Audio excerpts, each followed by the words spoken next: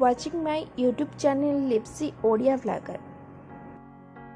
In this video, you will know about Puri Jagannath Dham Yatra tour plan ro topic रे. So मु first time travelling plan share करबा को जाउची. तो friends जदि आपण मान को पई वीडियो टी यूजफुल रहबो तो आपण निहाती शेयर करिवे. तो वीडियो टी देखला पर आपण माने सब किछ जान पारिबे और भल से आइडिया भी मिल जिवो आपण मानक. जदि आपण सोलो जीवार प्लान करछंती किंबा ग्रुप रे जीवार प्लान करछंती तो किछि प्रॉब्लम नै.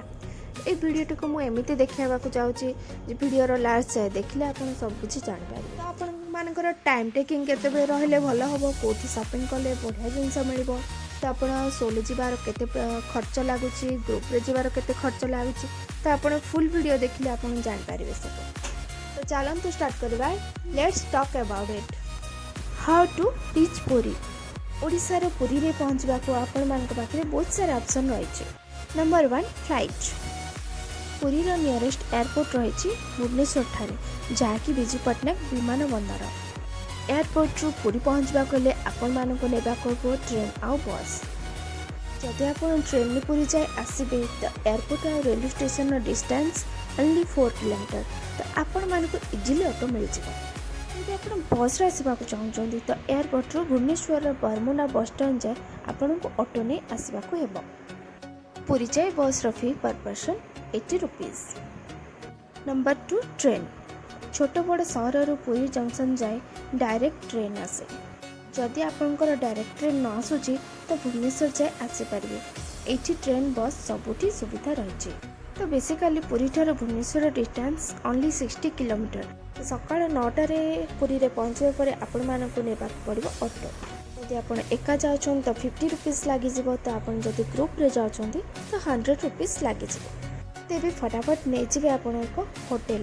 पुरी रे आपण माने खास करी दुटा जगह होटल नै पाइबे. गोटे हिला सी बीच एरिया आ गोटे हिला मंदिर साइड एरिया.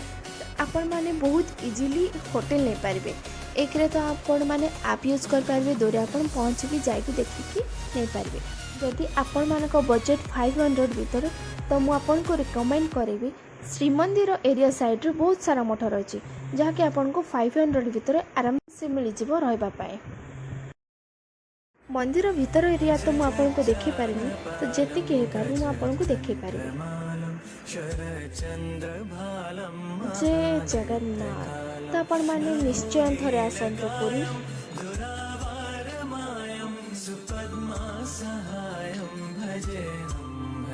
श्री जगन्नाथ को दर्शन करेंगे और बीच एरिया एंजॉय करेंगे.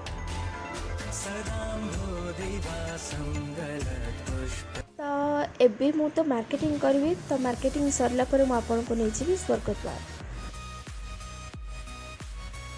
तो आपण ए मार्केट रे कम रेट रो क्वालिटी जिंस पाई परिबे. तो आपण को बहुत किछि जिंस मिल जेबो एठी खाइबा पाए.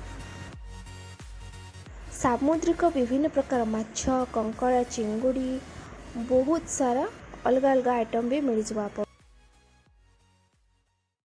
तो फ्रेंड्स ए होची से स्वर्गद्वार कोटि कोटि हिंदूंगर प्राण आ आश्रार केंद्र बिंदु.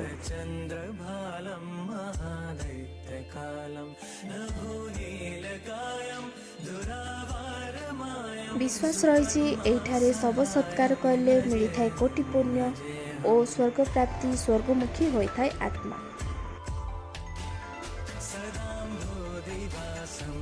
एहार अनेक किंवदंती रही जहाँ को नहीं प्रत्येक दिन शह शह सब आसी थाए. केवल ओडिशा नुह ओडिशार बाहर मध्य सब आसी थाए ए जगह को. समस्त आत्मा को स्वर्ग प्राप्ति मिले एतिकी मो जगह पाखरे प्रार्थना करी.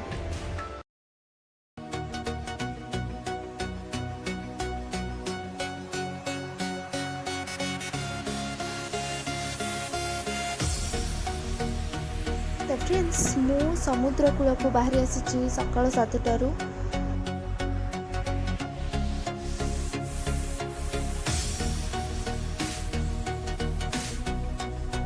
समुद्र कूल एंजॉय करवा गोटे अलग प्रकार मजा थाए.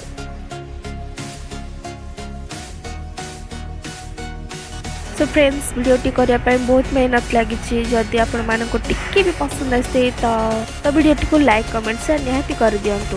आपण पाखापाखि लोक कहीं जाऊे पुरी तो वीडियोटी को शेयर कर दिंतु। यदि मो चैनल को फर्स्ट टाइम आसछन्ती तो चैनल टी को सब्सक्राइब करदेवे और बेल आइकन दबाइदेवे। तो जय जगन्नाथ। तो देखा हम पुणी आ गोटे नुआ वीडियो सह।